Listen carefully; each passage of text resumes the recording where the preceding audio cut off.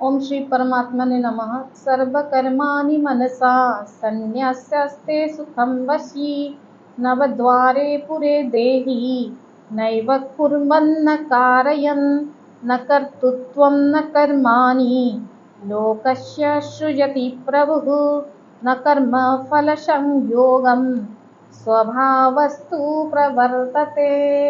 अनुवाद इस प्रकार से है, देखिए साधकगण। अंतःकरण जिसके बस में है, ऐसे सांख्य योग का आचरण करने वाला पुरुष न करता हुआ और न करवाता हुआ ही नव द्वारों वाले शरीर रूप घर में सब कर्मों का मन से त्याग कर आनंद पूर्वक सच्चिदानंद परमात्मा के स्वरूप में स्थित रहता है।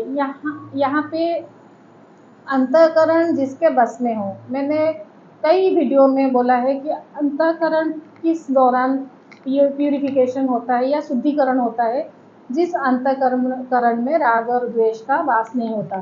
फिर ऐसे सांख्य, यहाँ पे भगवान कर्म संन्यास योग में इस श्लोका में थोड़ा बहुत सांख्य योग को घुसवाया है, क्योंकि यहाँ पे थोड़ा डेप्थ वो गए हैं, क्योंकि बहुत समझाने की ये 3 श्लोका बहुत महत्वपूर्ण है, क्योंकि भगवान यहाँ पे ज्ञान योग का प्रदर्शन कर रहे हैं।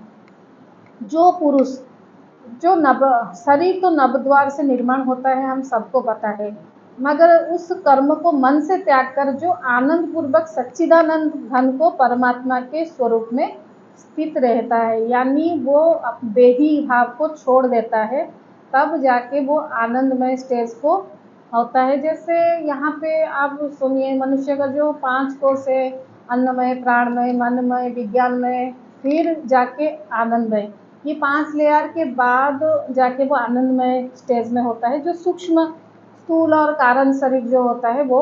और ये सोचिए कि अगर आप रात को थोड़ी देर सो रहे हैं, जो थोड़ा सुबह सुबह आपको रिफ्रेशमेंट या शांति लगता है, ये सिर्फ एक ट्रेलर है। लेकिन आप जब ये सबको छोड़ के, आपका शरीर का अगर भाव छोड़ के आप एकदम भगवान से जुड़ जाओगे, उस तार से अगर योग हो जाए, जैसे योग बोलते हैं ना, रीयूनियन ऑफ सोल टू परमात्मा, तो वो अगर संभव हो जाए तो आप हमेशा खाते पीते सोते हमेशा आप आनंद के स्टेज में चले जाओगे और आप सच्चिदानंद रूप को प्राप्त होगे। जैसे साधु संत के आप देखोगे सरनेम हमेशा आनंद ही रहता है, जैसे प्रेमानंद, और जैसे बोलते हैं रामकृष्ण परमहंस, वो भी आनंद, जो भी हो, जिनका भी आप अनुभवानंद, फिर बोलेंगे अवधेशानंद। क्योंकि वो सब इस शरीर रूपी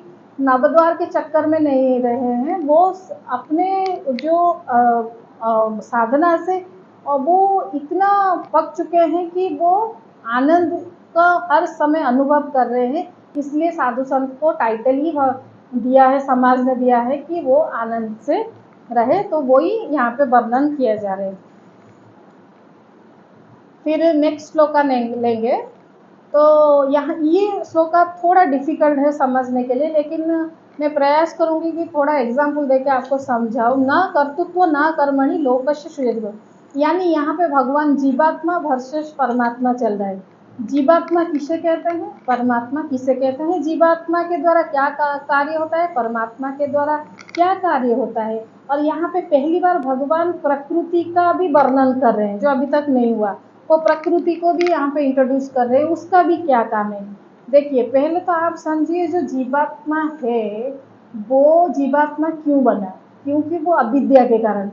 और परमात्मा क्यों बने, क्योंकि उनको योग शक्ति के द्वारा, माया शक्ति के द्वारा, समष्टि योग शक्ति के द्वारा, क्योंकि वो निर्माण करते हैं। लेकिन इनमें डिफरेंस क्या है, जीवात्मा जो भी निर्माण करेगा, वो उसका जो भी कार्य करेगा, उसको क्या रहता है, हमेशा ये रहता है कि मुझे फल चाहिए, मैंने ये कार्य किया, इसका क्या फल होगा, ये तपस्या किया, मुझको इसके बदले में क्या चाहिए, ये कर्म किया, मुझे कितना चाहिए। तो ये तो जीवात्मा का जैसे इनबिल्ड क्वालिटी है कि जो भी कर्म करता है वो फल की आशा रहता है। लेकिन भगवान ऐसे नहीं है। भगवान जो भी बनाए हैं, जो भी यहाँ पे सृजन किया है, जो भी यहाँ पे हमारे लिए व्यवस्थित किए हैं, जिसका वो निर्माण किए हैं, उनका उससे कोई फल की आशा नहीं है, इसलिए वो परमात्मा है। और हम जीवात्मा उनसे बिछड़े क्यों, क्यों बिछड़े? आप थोड़े अगर डेप्थ में वेदांतिक वे में अगर आप उसको चिंतन मंथन करें तो आप परमात्मा से बिछड़े क्यों? अभी आजकल के बच्चे जो भी पिता माता कहते हैं वो करते नहीं, वो बोलेंगे टीचर डॉक्टर बनो, वो बोलेंगे नहीं मुझे सिंगर बनना है। ठीक है, जिसको जो बनना है बने, इसलिए पिता माता बोलते नहीं, ठीक है उसको जो इंटरेस्ट है बोले, लेकिन पिता माता बोल रहे हैं क्योंकि उन्होंने कुछ इसलिए रखा होगा कि अगर उसका पिता डॉक्टर है तो वो रखा होगा कुछ क्लिनिक सेटअप, कुछ उसका प्रॉपर्टी, कुछ चीज़ से रखा होगा, इसलिए वो बोल रहे हैं कि तुम पढ़ाई करो, डॉक्टर बनो, डॉक्टर बनो। लेकिन वो लड़का समझता नहीं, बोलेगा नहीं करो, तो लास्ट में पिता क्या बोलेगा, ठीक है तुम जो भी ट्राई करो करो।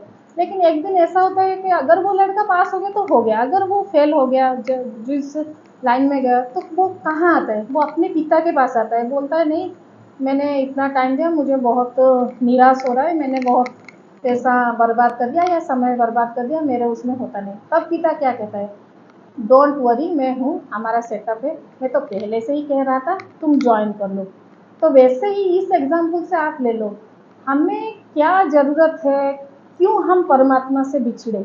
हम परमात्मा से इसलिए बिछड़े कि जीवात्मा को बहुत इच्छा था, कुछ आकांक्षा था, कुछ कर दिखाने का आकांक्षा था, कुछ इच्छा के कारण उसको बार बार यहाँ पे जन्म लेना पड़ा। तो परमात्मा क्या बोलेंगे, ठीक है उसको अपना जो इच्छा है उसको पूर्ति करने दो, जब तक उसकी इच्छा पूर्ति ना हो वैसे ही वो जन्म लेता रहे लेता रहे लेता रहे, लेकिन एक दिन आएगा उसको रियलाइज होगा, तब जाके वो यूनियन जो योग के बारे में, जो प्रवृत्ति के बारे में, जो स्वभाव के बारे में यहाँ पे बोल रहे, स्वभाव वस्तु प्रवर्तते, यानी वो होगा, वो स्वभाव में आएगा, लेकिन तब तक तुम्हें बिछड़ के रहना पड़ेगा।